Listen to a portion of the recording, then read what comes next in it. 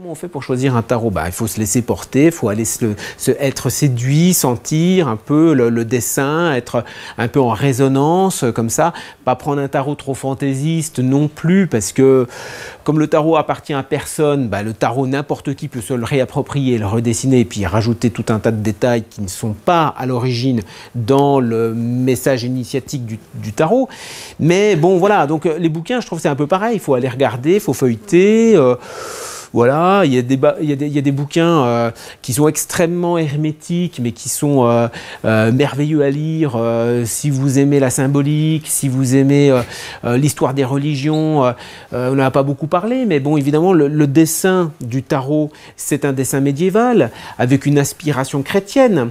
Donc tout ça, ça raconte un peu des choses. Il y a des symboles particuliers. L'empereur qui est assis d'une certaine façon, il n'est pas assis comme ça tout à fait par hasard. La papesse, c'est tout un mythe aussi, la papesse. Qu'est-ce que c'est que cette papesse? Alors qu'une papesse, ça n'est pas supposé exister. Et pourtant, voilà, la papesse parle d'un mystère.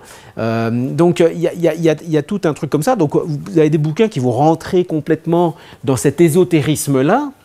Puis vous en avez d'autres qui vont avoir une approche complètement au XXIe siècle, si je puis dire, avec voilà, une interprétation pratico-pratique. Vous tirez telle carte à telle position, ça veut dire ceci, ça veut dire cela, selon la question que vous avez posée.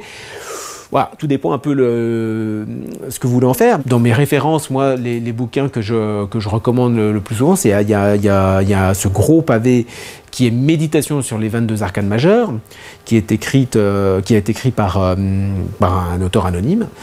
Vous avez le Jodorowsky, La Voix du Tarot, Edmond Delcan aussi, donc, qui a écrit sur les 22 arcanes majeures. Alors comment c'est le titre déjà? C'est le tarot symbolique et initiatique. Le Oswald Wirth, voilà, qui est... bon, voilà. Puis après, il y a plein d'auteurs contemporains dont je fais partie qui ont écrit sur le tarot pour une approche.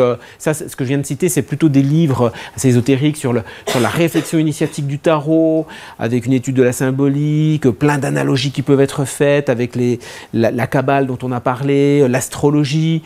C'est très intéressant, mais c'est pas forcément ça qui va vous aider à savoir ce que ça vous dit si vous demandez ce que ça donne si vous déménagez ou pas, quoi.